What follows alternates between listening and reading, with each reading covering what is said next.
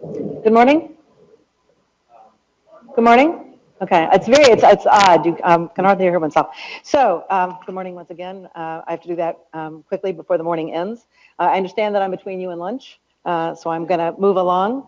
I want to add my thanks to Justin and Scott for the occasion. I'm delighted to be here, and it's been a splendid event thus far. I am going to talk, thanks, as I think you all know about Hill's Manual of Social and Business Forms. And toward that end, I have brought you a copy of Hill's Manual. So I'll pass it around. It is an 1880 version. The original was in 1878. And I hope you enjoy touching it, not preferably with your coffee-stained fingers. Thanks, Scott. The lessons of Hill's Manual of Social and Business Forms, Rhetorical Delivery, from subscription to circulation. In 1878, Thomas E. Hill, a teacher, newspaper publisher, and a mayor of both Aurora and Glen Ellen, Illinois, published the first edition of his Hill's Manual of Social and Business Forms, a guide to correct writing. Available only by subscription, it defined writing capaciously and materially. Its multiple genres range from business letters and letters of application to wedding announcements and tombstone epitaphs, so sort of from cradle to grave. And its advice on how to write well included lessons both on how to compose cursive in the Spencerian script popular at the time, and on how to design writing by choosing the 19th century equivalent of font size and style, what Hill called paper and pen flourishing and engraver's inscriptions. Hill's manual is thus about a good deal more than rhetorical delivery, but it is about that. And my argument today is first, that despite the good work that delivery has evoked, from Jim Rodolfo and Danielle DeVos's to Jim Porter's and Colin Brooks, we still have much to learn. And second, although it was published over 130 years ago, Hill's manual still has much to teach us about rhetorical delivery. Today, I focus on 4 of those lessons. First, rhetorical delivery, at least in the 19th century United States, is interestingly multimodal, bringing together writing and speech, embodiment, and the visual. Second, Hill's lessons on delivery are themselves delivered in part through ornate visuals. Writing is being literally illustrated and defined as a visual practice, a point that becomes very clear, as we shall see, when in digital versions, the visual is altered, reduced, or eliminated altogether. Third, Hill's lessons on delivery deliver much more than rhetorical delivery. Even in focusing on delivery, they deliver other content. The content I'll focus on today is twofold: the role of women and the nature of an aspirational life. Fourth, Hill's lessons in the manual are now distributed and circulated digitally. Available in many different versions, Hill's multiple manuals raise questions about the intersection of form, meaning, and reading.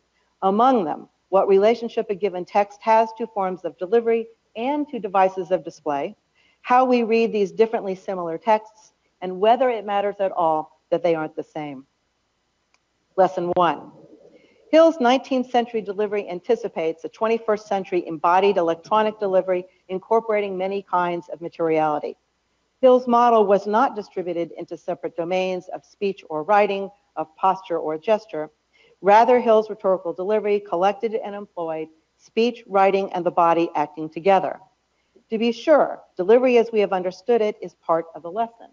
Hill advises, for example, that to be effective, the speaker must exhibit variety in gesture, tone of voice, and method of illustration, the kind of recommendation and elocution our rhetorical history narrates.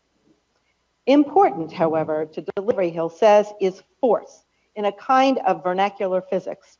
He says it applies to the energy which is given to certain words and phrases as expressive of the earnestness with which they must be received.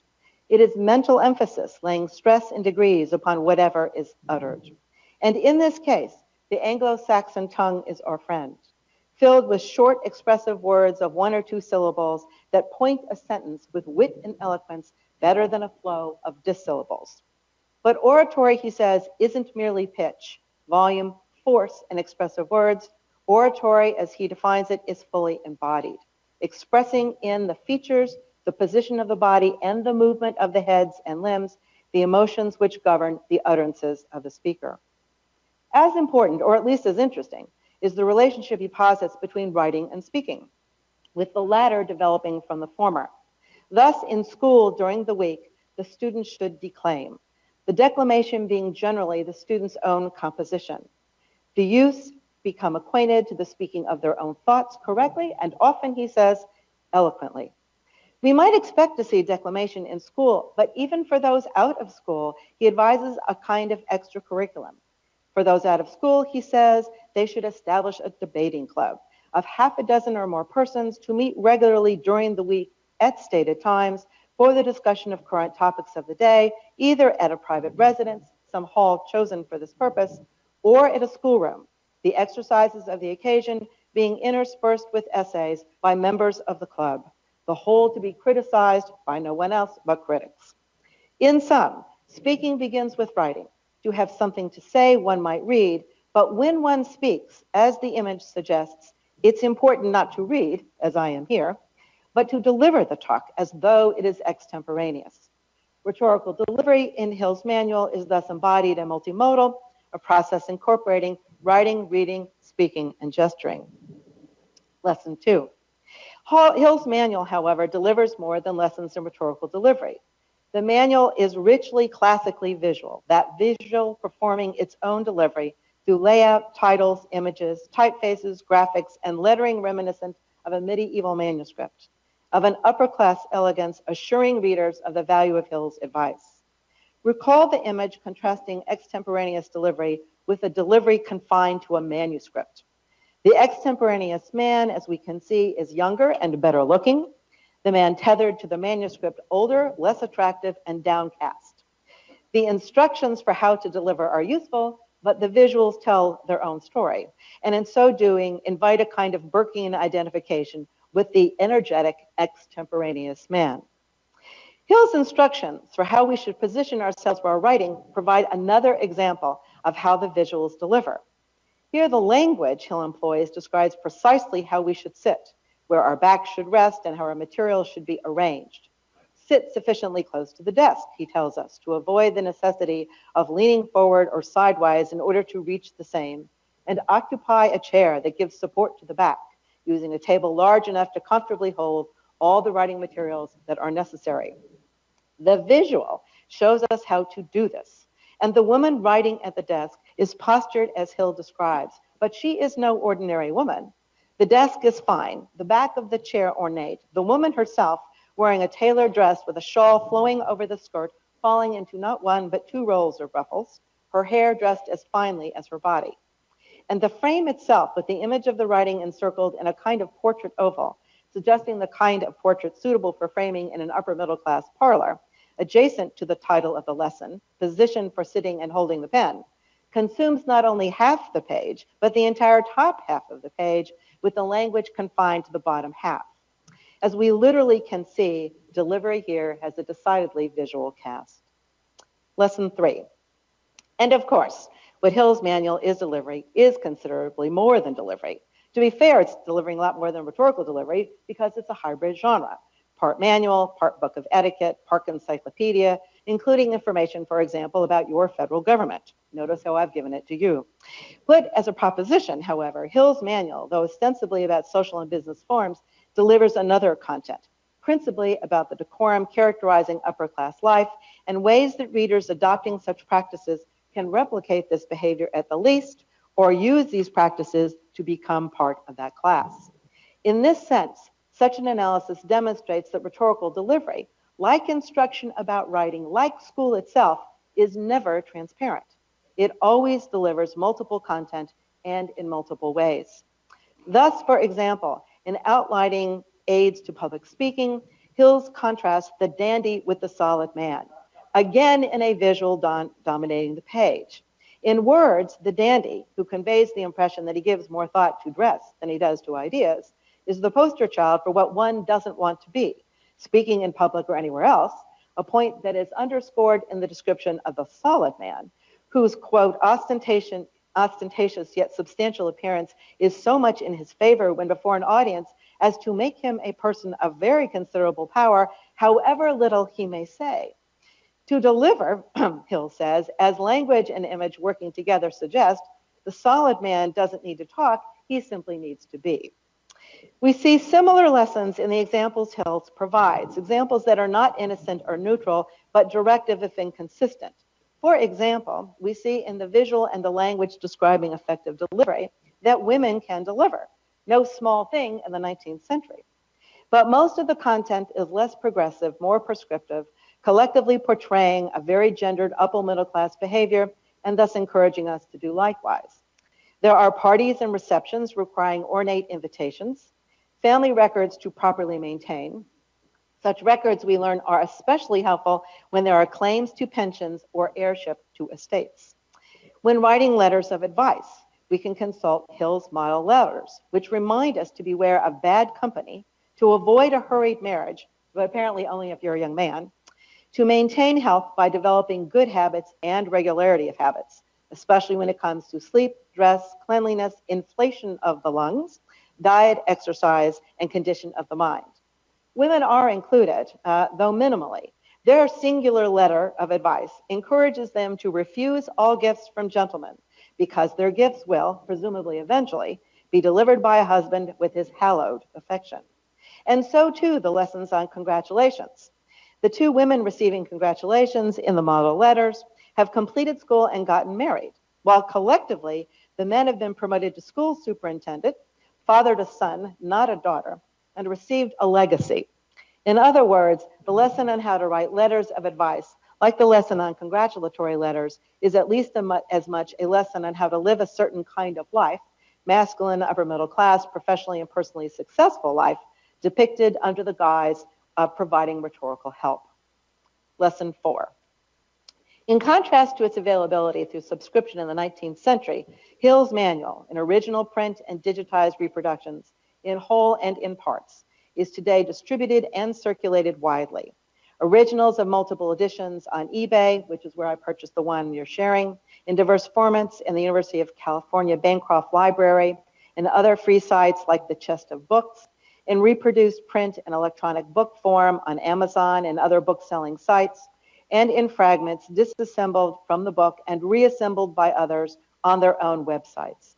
In moving from subscription to distribution and circulation, Hill's manual thus illustrates a myriad of possibilities for a rhetorical delivery facilitated by digital technologies, as it raises questions about how we treat such texts, about the material differences among them, and about the contents they deliver, and not least, about how we read these differently similar texts.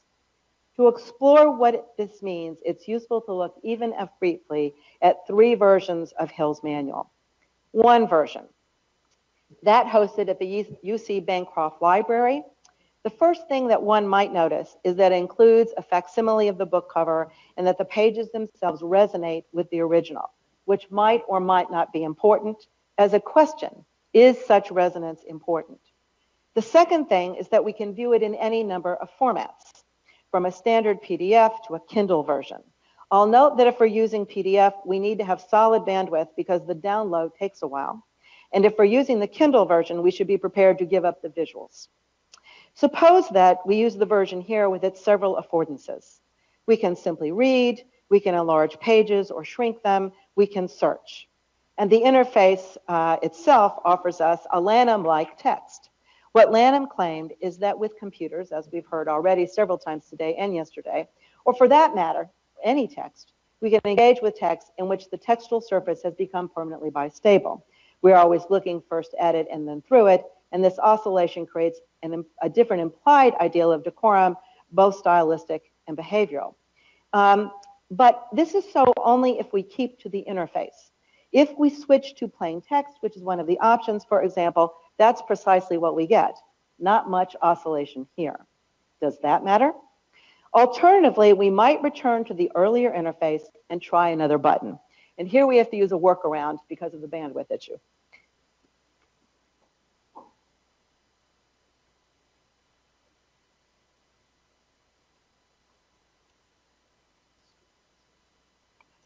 For some reason it's not coming. There we go.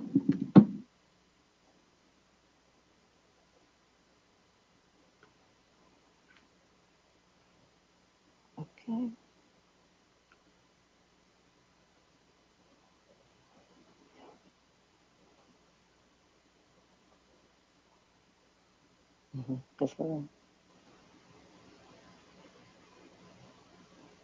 Yeah, it's only loading.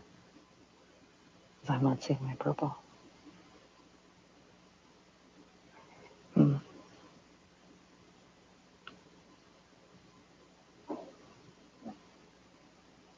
How's everyone doing?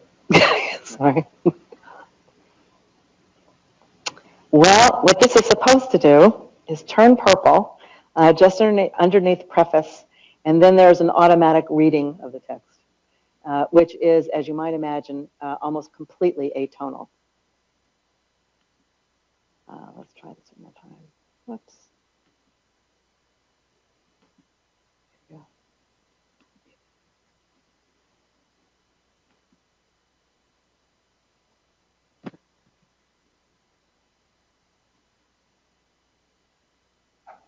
Well, I may get to share that with you over lunch, because it is a completely atonal reading. It does go purple, and my argument is, as you might imagine, once you hear it, well, maybe it will load eventually.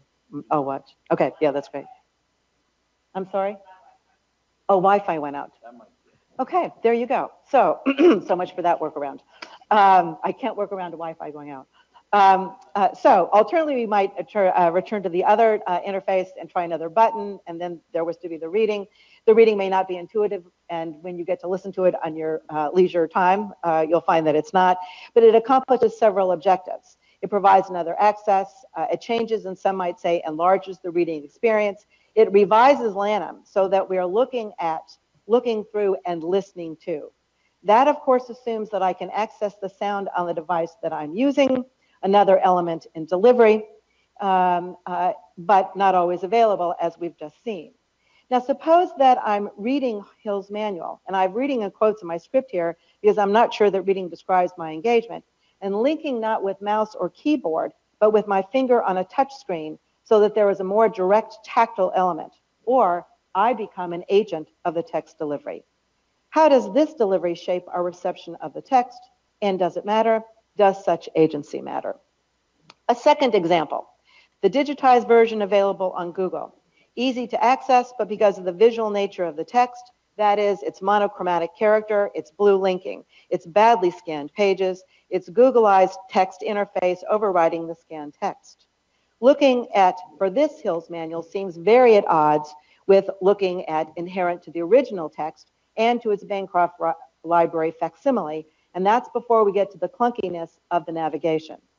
Does it matter that in this delivery, the looking is very different and that the relationship between looking at and looking through is at odds? A third example, the Chest of Books site. Also easy to access, but different yet again. Surrounded by a variant of Tufte's chart junk, this Hill's manual is surprisingly linear and word-centric, not quite print uploaded, but close. A brief synopsis and citation fronts each entry. This version imports some of the visuals from the original text, but rearranges them for us, replacing images that were side by side into a vertical placement, or removing all the images to the very end of the entry, almost as though not to bother us with them. When we look at the way the pages appear, we see more to distinguish variants of Hill's versions.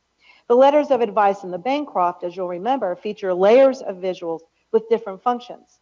Here the visuals have been all but eliminated. The font, which seems a cousin of Comic Sans, doesn't suggest elegance, and layout has been nearly erased so that the individual letters, cascade-like, run into each other. There are, however, links provided. They take one to surprising places inside Hill's. In one case, to an explanation of literal letters, and in another, one of my favorites, to pleasure resorts in America. In that sense, reading this Hill's is like reading a text with links functioning as annotations. It's a text of someone else's reading. Does the placement of images matter? Do we create one meaning with clicking and another with scrolling? How important is maintaining the visual aesthetic in the original? Do we find the links others have planted for us an annoyance or an opportunity to read differently? These questions about rhetorical delivery in the 21st century, in other words, are multifold. Partly a question about interfaces, partly a question about contexts, partly a question about affordances, partly a question about access, partly a question about the role of a Kraussian multimodality, in the making of meaning. My theory, as is probably self-evident by now, is that we have a set of texts requiring a new theory of rhetorical delivery. To date, we have conceptualized texts in one of two categories, in print or in digital. But there's a third category, the texts in the liminal middle that have a family relationship to texts in print, but that are distributed and circulated digitally. These texts are what I am calling counterpart texts because of their relationship to their print cousins.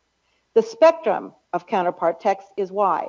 On the one hand, where imitation counterparts like the Bancroft Hills operate as a facsimile, and at the other end, we have divergent counterparts like the Chester Book Hills, with its reduced and replaced images, its near elimination of visual design, its annotating links. And the readings that we engage in with these counterpart texts vary by device, a related concern of this rhetorical delivery. Put as a concluding proposition, rhetorical delivery of these liminal counterpart texts, which bring with them their own complex issues, and whose delivery is complicated further by issues of device and display, is another area digital rhetoric needs to study and to theorize. Thank you very much.